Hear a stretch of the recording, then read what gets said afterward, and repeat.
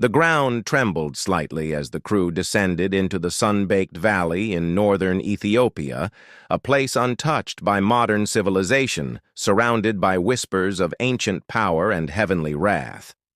Dr. Caleb Morgan, a biblical archaeologist, wiped sweat from his forehead as he scanned the horizon, eyes fixed on a structure that stood like a secret buried in plain sight. It was a monastery older than any chart had mapped, guarded by monks who spoke rarely and prayed constantly for something they never named, a silence broken. Only when the sun set and the wind howled through the dry trees and stone walls, locals had spoken of lights in the sky, of animals fleeing the hills, and of an object kept hidden in layers of curtains and shadow said to bring down fire, or bring forth floods, depending on who held it, and why the villagers called it the breath of God. But the monks called it something else, the Kebra Nagast, the glory of kings. And at the center of this myth lay the Ark of the Covenant, believed lost to time and war, now resting in the most unlikely of places. As they entered the monastery, the air turned heavy, not from heat, but from the weight of history layered in incense and mystery. A narrow hallway led them past ancient paintings of winged creatures, of chariots of fire, and of kings holding golden chests with beams of light bursting from within. The head monk, an elder with white eyes and unmoving expression, stepped forward. Silently, he placed a hand on Caleb's chest and stared for what felt like an eternity before turning away and motioning them forward.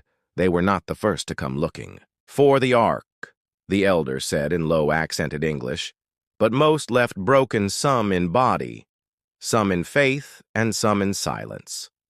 Caleb's team was not made of the usual fortune. Seekers beside him was Sarah Lowell, an expert in Semitic languages, and Eli Navarro, a skeptic historian who believed every legend had a seed of truth, just buried deep beneath layers of fear and folklore.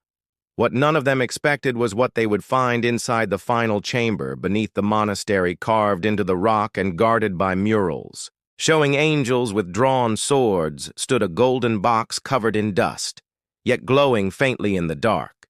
It was no replica, no modern fake, no museum piece.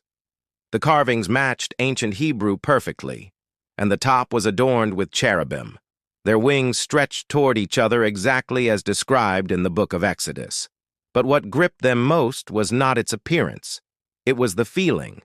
As they approached it, their bodies grew tense, their thoughts scattered.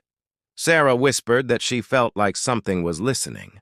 Not watching, but listening, and when Eli reached out to touch the ark, his fingers stopped inches away, paralyzed by something unseen. Caleb stepped forward, heart pounding with the weight of belief and history, and something else, a voice deep in his mind that simply said, "Do not touch Caleb." Hand trembled in the still air. The room seemed suspended in time, as if the ark presence distorted reality itself. Sarah stepped back slowly, eyes wide locked on the carved cherubim, their faces serene yet unsettling. Eli tried to speak, but only a whisper escaped his lips. He had been skeptical his whole life, yet here in this stone chamber beneath an Ethiopian monastery, he found no words to argue with. What his heart now screamed was real. The air grew colder, though no wind touched their skin.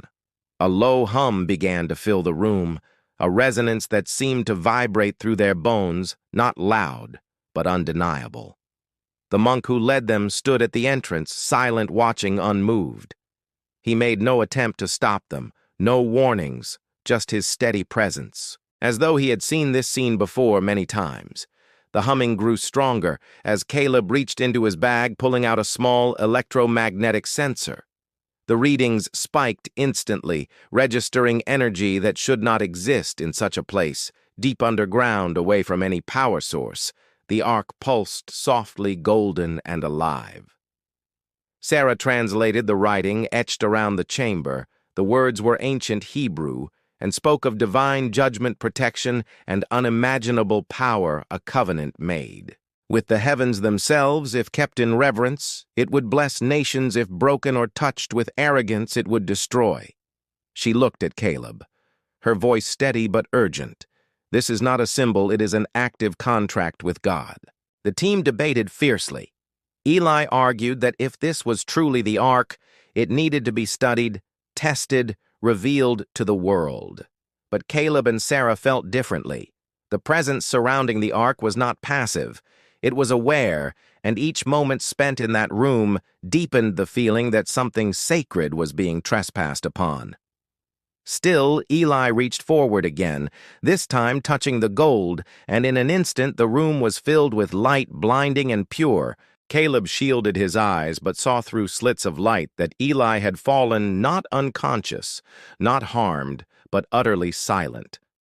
Frozen in a kneeling position, tears streaming from eyes wide open, the monk entered quietly, placing his hand on Eli's head and whispering a prayer in Ge'ez. A moment passed, and Eli let out a breath as if surfacing from deep water.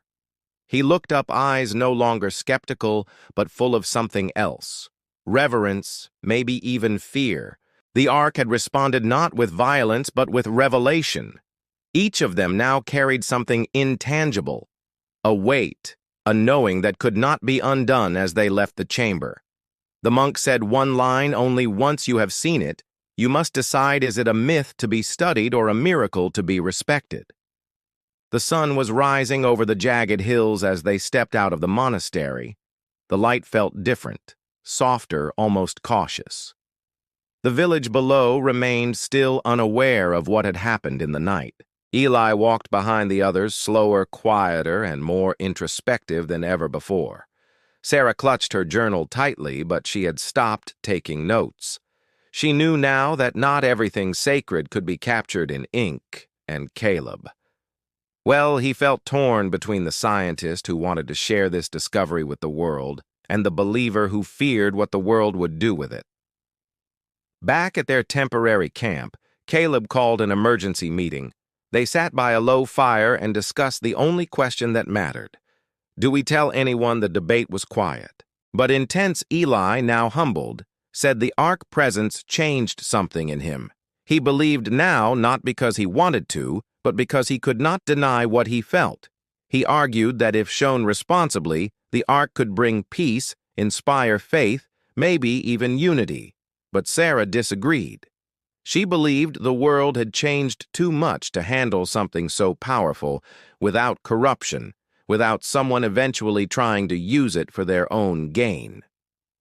Caleb sat in silence, listening, staring at the fire as if it held answers. He thought of the monk words, once you have seen it, you must decide, is it a myth to be studied or a miracle to be respected? He stood up finally and said, the truth should not be locked away, but neither should it be abused if we release this to the world.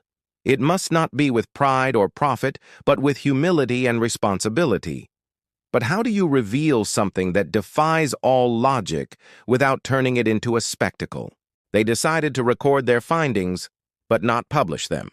Not yet.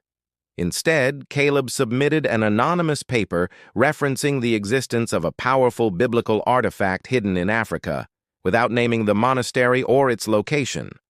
It was their way of honoring the truth without violating the sanctity of what they had witnessed. The academic world scoffed, calling it fantasy fiction. But Caleb did not mind, because he knew the real miracle was not in proving the Ark's existence, but in how it had transformed them. Months later, Caleb received a letter from the monastery written in perfect English. It simply said, you chose wisely, and with it was a small cloth bundle.